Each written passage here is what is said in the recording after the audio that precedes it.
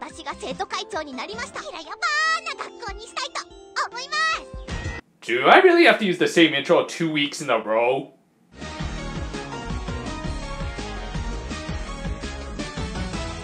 With her term as student council president nearing its end, Madoka proposed someone nominate him or herself for the position. Naturally, Sakurako wanted it, but didn't nominate herself because...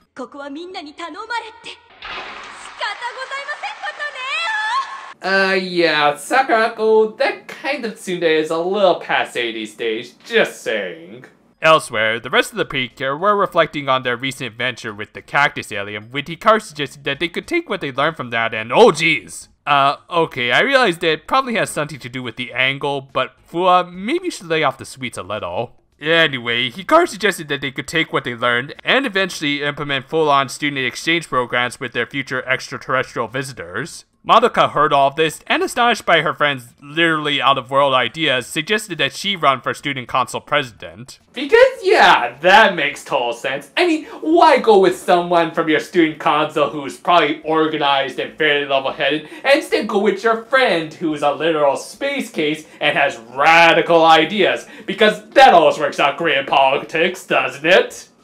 Honestly, I'd say more, but I think Sakurako has me covered. Well, yeah, she's totally right. Okay then, well, it's decided. May as well just end the episode here and... Darn you, girlie! So yeah, our conflict this week for this show that's supposed to be all about space travel and aliens is seeing if Hikaru can become the next student council president. Riveting. To her credit, Hikaru did try to back out, but could tell Sakurako wasn't going to accept a default victory. Thus, the election was on, with everyone taking notice, including this very poorly animated kid. With all of her friends and family backing her, Hikaru tried running a campaign the most Hikaru way possible. This included her earlier idea of implementing foreign exchange programs with Martians, which understandably made everyone cringe hard. Remember, Madoka, you're the one who started all this! Honestly, the best part of all this was seeing Lala trying to hold up Hikaru's giant campaign poster. That is just adorable, and again further proves who's the real main character of this show. Anyway, Hikaru pondered what she could do to strengthen her campaign, and thanks to a couple of plot-convenient background characters, she got an idea. She decided to simply emulate and become a slightly better version of the previous president, even working it into her campaign slogan. Well, credit where it's due, she is starting to talk like a real politician. Elsewhere, Sakurako's campaign wasn't going as swimmingly because, well, it's Sakurako and she doesn't come off as the most humble candidate. Her speech sounded so self-aggrandizing that it ended up briefly knocking out Karonori, otherwise why would he blink for this long? By the end of the day, it did seem like Hikaru had a leg up in the election, but both Madoka and her grandmother didn't think her heart was in it at all. Which, considering that her campaign slogan was just emulating Madoka, yeah, they were pretty much right. I have more I want to say about this, but we'll save it for the analysis. The next day, Hikaru and Lala ran into Karonori, who outright said he was leaning towards voting for Sakurako. For him, he just found her more interesting than a Madoka emulator, in particular regarding a Sakurako room she kept bringing up in her speeches. As it turned out, it was going to be a little gathering spot where Sakurako, as the president, could casually interact with the student body, and in turn get a better understanding of their school life and how she could improve it. They learned all about this from Sakurako's notes that she dropped after, again, hearing some plot-convenient background characters, god, they're just coming out of the woodworks, talking about how much they thought she was incredibly selfish, when really she was one of the most diligent students at their school. Hey, crazy thought here, but does anyone else think that a full episode just about Sakurako would have been nice? I mean, it's certainly not unearned, as she has been one of the most consistent side characters throughout this show's run, and unlike Karonori, has only been slightly annoying. In this one scene, we finally got to see more to her character, and how in spite of being a bit of a blowhard, she actually is quite selfless, but is simply incapable of expressing it properly due to her boisterous nature. Thus, wouldn't it be interesting just to see a full episode about her learning how to overcome this with the help of one of the Precure, Madoka? Yeah, I'll say it right now, I don't get why this had to be a Hikaru episode. Madoka is and always has been Sakurako's rival, so why needlessly throw in this third wheel? They could still do the election plot, but instead of Hikaru, just have it be some rando competing against Sakurako, who ends up getting a little help from Madoka as she tries to help shape her rival into a proper president. It would give some satisfying closure to their little rivalry, and most importantly, give Madoka a much needed focus episode. Ellen got a good one last week, so why not her? But no, I guess we have to get our supposed main character involved in the election, because conforming to cliches is always so much more entertaining, ain't it?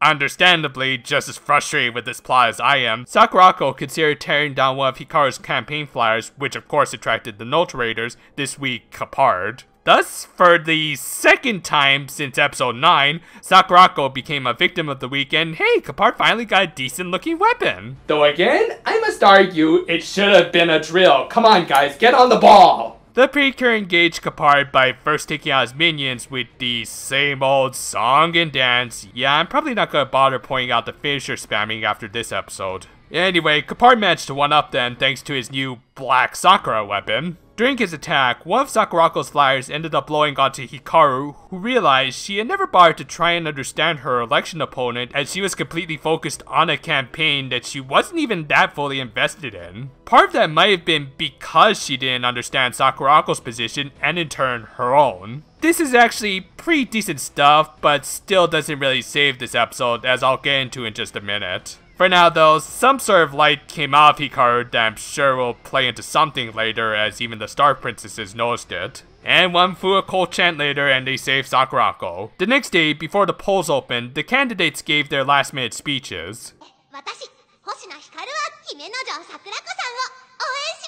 It makes no difference which one of us you vote for. Either way, your planet is doomed. I miss the days when The Simpsons political satire was right on the note.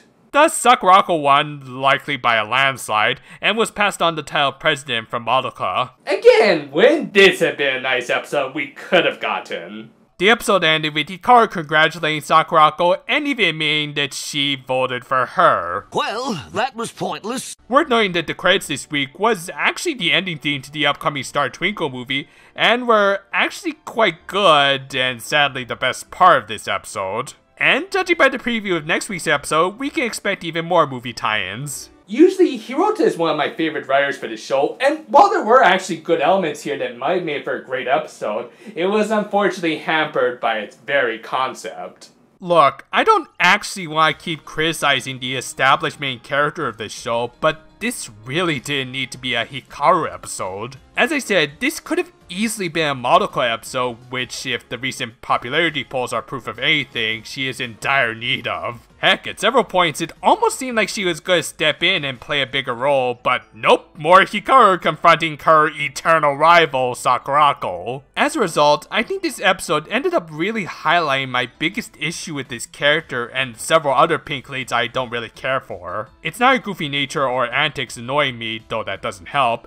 It's her severe lack of any actual character. Hikaru is mostly just reactionary to all of the events going on around her, bringing little actual conviction of her own to the table, like throughout this episode, where she was mostly just strung along by others and even needing to emulate one of her teammates to build something resembling a campaign. Her only real moment of conviction came during this week's fight, which, while not bad, was definitely a case of too little, too late. If she was going to learn a lesson about better understanding her opponents, perhaps that would have been better applied to a certain blue ogre. Yeah, remember how we learned about how most of the Notaria generals lost their planets? Shouldn't their troubles ring more with Hikaru rather than just her election opponent she had little interaction with up until this episode? It almost feels like this is going to be a Madoka episode, but was changed at the last minute because I guess they needed to fit in this kind of important bit of plot and character development in what's mostly a filler episode.